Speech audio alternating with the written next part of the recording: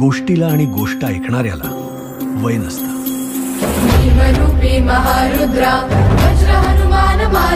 मुळात आपण सतत तात्पर्य सांगत राहतो मुलांना आणि मोठ्यांना सुद्धा.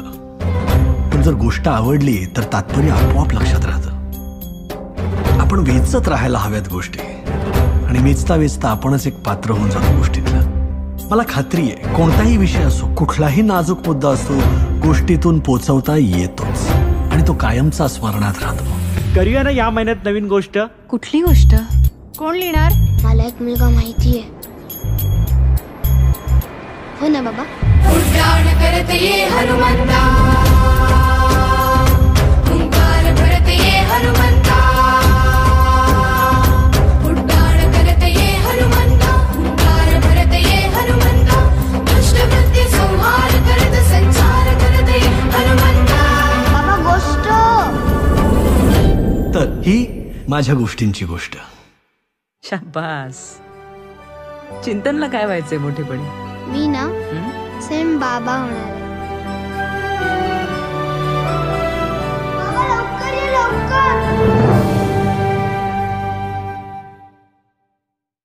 आपल्यासोबत अर्जुन पूर्णपात्रे हा बालकलाकार आलेला आहे जालन्यामध्ये 40 गावावरून.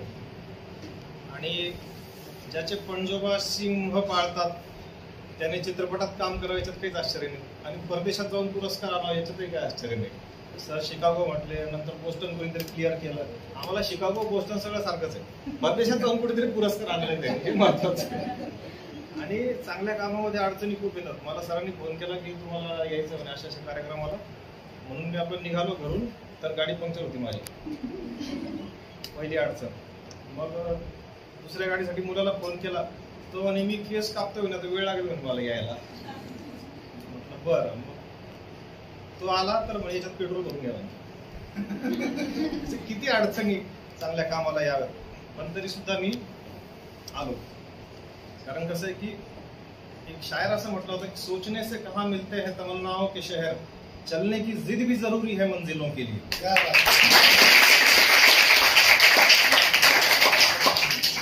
काही करून परदेशातून ज्यांनी पुरस्कार आणला त्याला भेटायला जाऊ म्हटलं.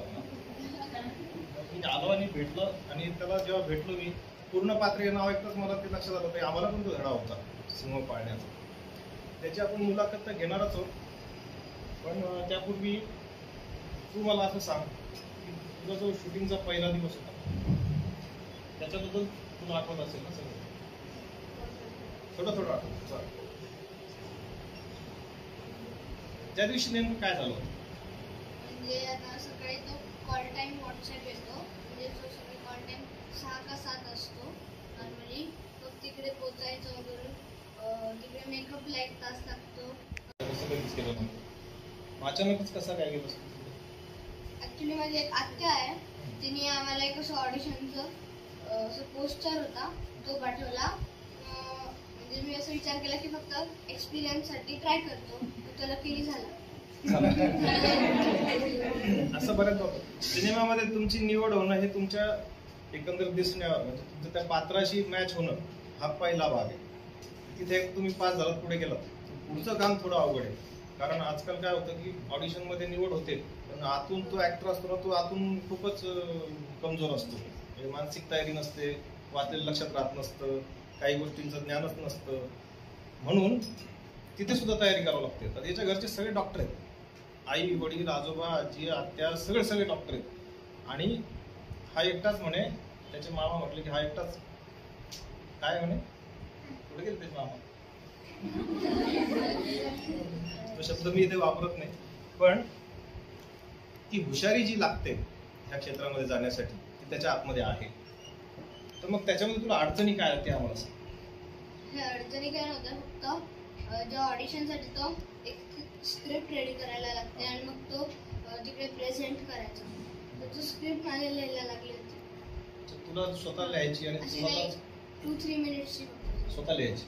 मग ती काय होती स्क्रिप्ट? एक स्कूल होमवर्क होतं. अच्छा. एवढं आठवत नाही कारण की ते 2019 मध्ये होतं. 2 वर्ष झाले त्या गोष्टी. मग ते तू प्रेझेंट केलं, मग त्यांना आवडलं. मग ते अजून एक ऑडिशन झाली ती दसऱ्याच्या दिवशी होती. मग तिकडे त्याच्यासाठी पण एक छोटीशी बनायची होती, पण त्यांना ती लागलीच नाही. त्यांनी स्वतःचे डायलॉग आणले होते आणि मग ती फक्त लर्न करून तुमच्या वेगळ्या वेगळ्या फिलिंग्स मध्ये म्हणायचे असतात. अच्छा, बरं. आता बघा कसं आहे की सिनेमा क्षेत्रामध्ये पूर्वी कसं व्हायचं की या सिनेमा क्षेत्रामध्ये आता पहिल्यासारखं फक्त कलाकार येतात असं नाही. डॉक्टर सलील कुलकर्णी डॉक्टर आहेत, ते सिनेमा करतायत, त्यांचं ड्रीम प्रोजेक्ट आहे एकदा काय झालं नावाचा सिनेमा. असे अनेक डॉक्टर, अनेक इंजिनियर्स आता हे आपलं फील्ड सोडून सिनेमाकडे येऊ लागले. सिनेमा प्रगल्भ असा गंभीर होत चाललाय. सिनेमा खूप छान होत चाललेला आहे. जुन्या काळातले सिनेमा जर बघितले ब्लॅक अँड व्हाईटचे, ते सुद्धा खूप गांभीर्याने केले जात होते. म्हणजे भाजी पेंढारकरांचे वगैरे सिनेमे जर आपण बघितले तर सोशल इश्यूजवर होते. आता परत तो ट्रेंड तयार झालेला आहे. तर अशा लोकांसोबत काम करताना खरा कस लागतो ऍक्टरचा. तर उर्मिलाताई कोठारे असेल किंवा सुमित राघवन असेल, यांचं तुला काय वैशिष्ट्य जाणवतं? ते काय नाही, सगळे डाऊन टू अर्थ होते आणि सगळे फ्रेंडली होते. डाऊन टू अर्थ असणं हे महत्वाचं, कारण डोक्यात हवा जाते. आणि इतक्या लहानपणी जर तुम्हाला एकदम ग्लॅमर मिळालं, पुरस्कार मिळाले, तर मग तर खूपच डोक्यात हवा जाते. माझ्या मुलांनी एका शॉर्ट फिल्म मध्ये काम केलं होतं. त्याला सकाळी 4चा कॉल टाइम असायचा आणि 4ला त्याला गाडी घ्यायला यायची, त्याला घेऊन जायची, तो झोपेतच जायचा. तिकडे अर्धा पाऊण तास जो लागायचा तो झोपायचा गाडीमध्ये पाठीमागे. आणि मग ते जेव्हा 10-15 दिवसात शूटिंग झालं आणि मग त्याला म्हटलं आता परत सिनेमात काम करशील, आता नाही का करू, आता आयुष्यात काम नाही करायचं सिनेमात. तसं तुला काय वाटलं का? नाही, तुझा एक्सपिरियन्स छान होता. फक्त सकाळी उठायला लागायचं 5 रोजचं उठायचा काय टाइम होतो? 5चा आहे. मग तुला काय प्रॉब्लेम आहे? नाही, आता जनरली काय टाइम असतो? जनरली माझा 8-9. 8-9 तो आपलं सांगतोय खरं म्हणजे, त्याच्या पुढे असू शकतो. 9 वाजता ऑनलाईन स्कूल. अच्छा, ऑनलाईन स्कूल असतं. आणि मग ते 5ला उठून मग तयार व्हायचं, सगळं मेकअप करायचं. तुला काय मेकअपची गरज नाही तरी थोडाफार करावा लागतो. एकूण किती सीन झाले तुझे? नंबर नाही माहित, पण 40 दिवस. 40 दिवस तू तिकडे होतास. म्हणजे फर्स्ट होतं एक 30 डेजचं शेड्यूल होतं आणि मग 1 महिन्याभर गॅप आणि मग 10 डेज. 30 दिवसात तू काय काय केलं हे आम्हाला सांग. त्यातल्या गमती सांग, त्यातले काय वाटतं सांग. आम्ही फक्त ना नॉनव्हेज खूप होतं तिकडे आणि ते पुण्यात होतो, सो फिरलो पण खूप. आणि जेव्हा लवकर शूटिंग संपायची तेव्हा मी असं बाहेर फिरायला जायचो, रात्री खायला, अजून मॉल. कुठे कुठे झाले शूट्स? पुणे आणि महाबळेश्वर.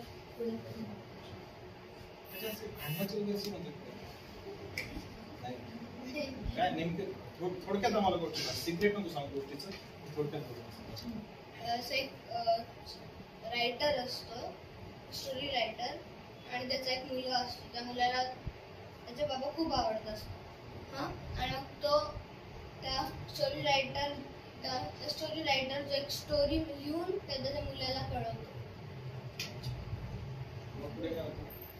पुढे अजून ऍक्च्युली असं आहे की स्टोरी ही गोष्ट सांगणाऱ्या माणसाची गोष्ट. तर तो बाबा त्या मुलाला गोष्टी सांगतोय आणि त्याचा असं गाढ विश्वास आहे त्याचा की गोष्टींमधून आपण मुलांना जग चांगलं शिकवू शकतो टिपिकल शिक्षण पद्धतीपेक्षा. त्याच्यामुळे मग त्याला असं काहीतरी वेगळं करायचंय. मग ती स्टोरी लाईन आहे सगळं त्याला की गोष्टींमधूनच ह्या मुलांना शिकवत राहिलं पाहिजे. म्हणून ह्या सिनेमाचं नाव एकदा काय झालं, की आपण कुठली पण गोष्ट जेव्हा सुरू करतो तेव्हा वन्स अपॉन अ टाइम किंवा एकदा काय झालं असं सुरू करतो. आणि अशी गोष्ट सांगणाऱ्या माणसाची गोष्ट आहे. आणि त्याचा हा मुलगा प्ले करतोय आणि हा माणूस प्ले करतोय सुमित राघवन. आणि हे बापलेक आहेत दोघे. आणि हा मुलगा सगळं बाबासारखं करायला पाहतोय. मग तुम्हाला काही गोष्टींमध्ये दिसेल सगळं त्याचं असं आहे की सगळं बाबासारखं तो करायला पाहतोय. आणि मग त्याच्यातून एक स्टोरी लाईन आहे, त्याच्यातनं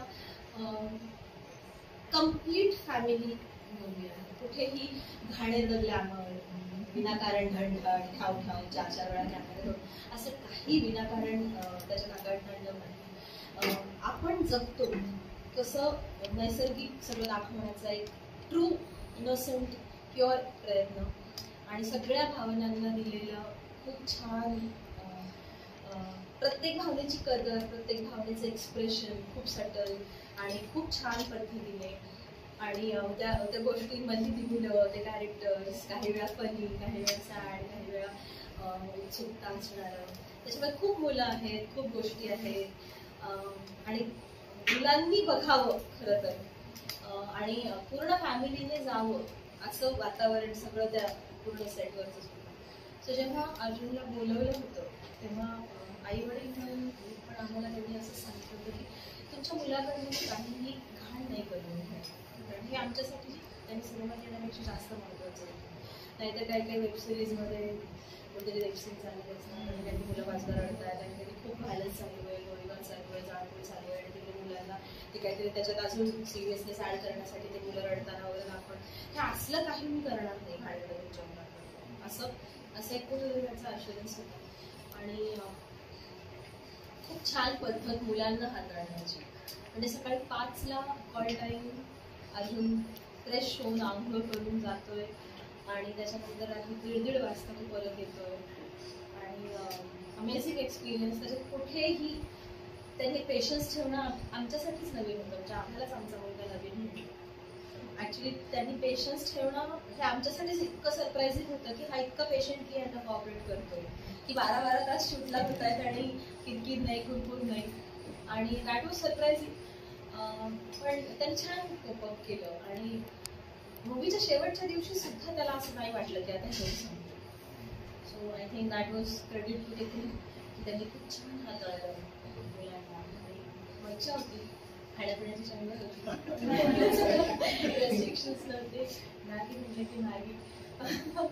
सो अशा काही गोष्टी खूप छान. खरं याच्यावर मी 3 तास पण बोलू शकतो. Please take over.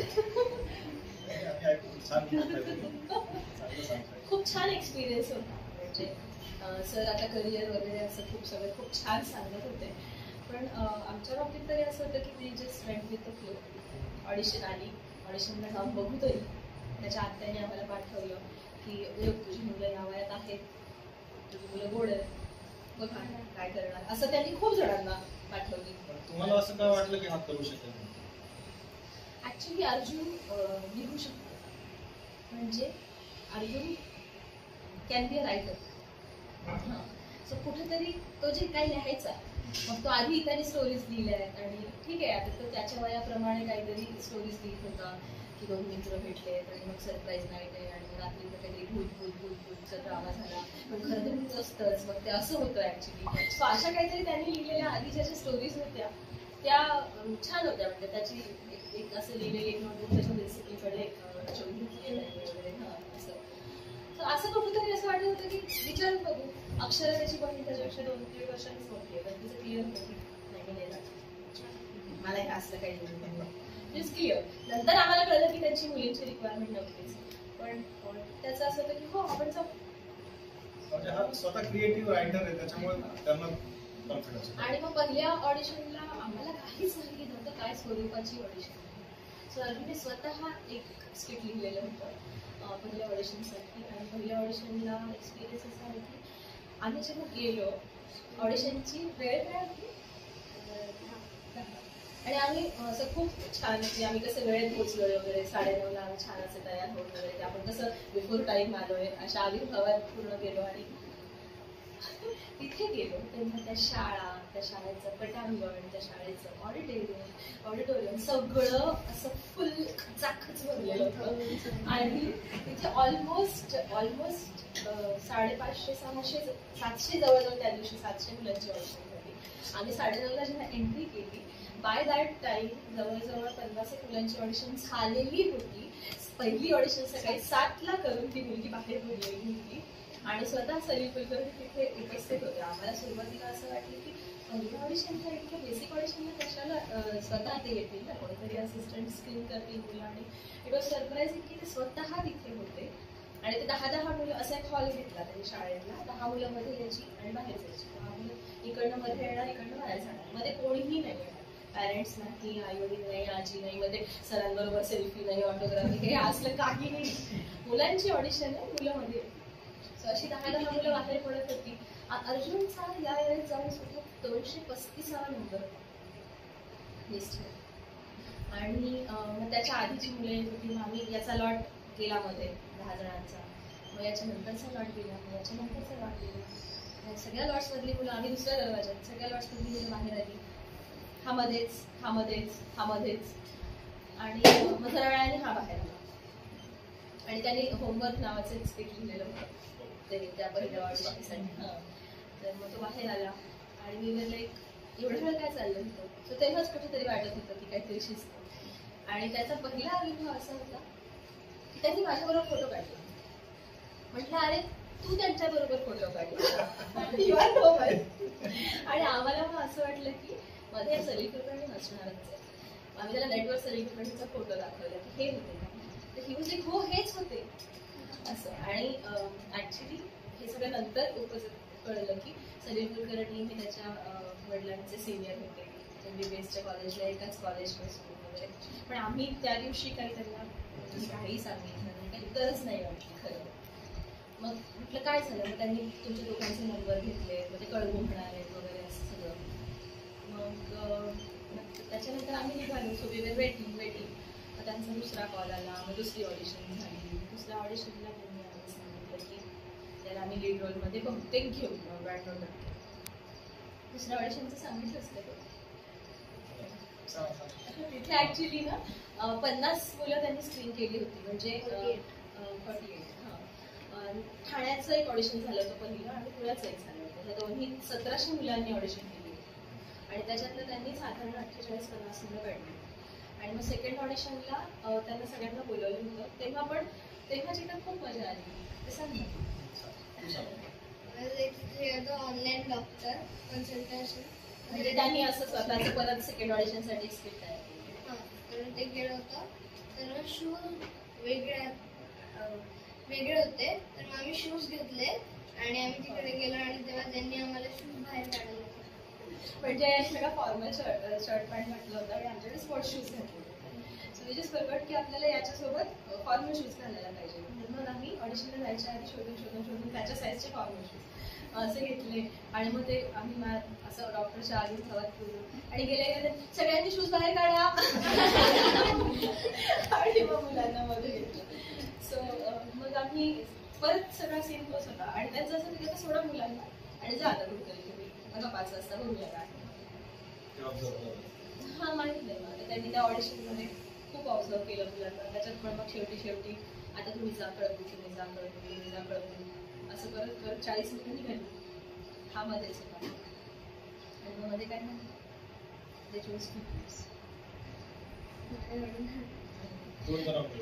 हा. मग त्यांनी जे मेन रोलसाठी त्यांनी 2 मुलं फायनलाइज केली. आणि मग त्यांचा 15-16 जणांचा पूर्ण होता तो सगळं ते असिस्टंट. आणि मग वोटिंग झालं की हा का हा. So it was like 30 versus 3. हा म्हणजे त्याच्यावरती पण. आणि मग अर्जुनला रोल दिला गेला असं. तर ही माझ्या गोष्टींची गोष्ट. शाबास. चिंतनला काय व्हायचंय मोठेपणी? मी ना सेम बाबा होणार.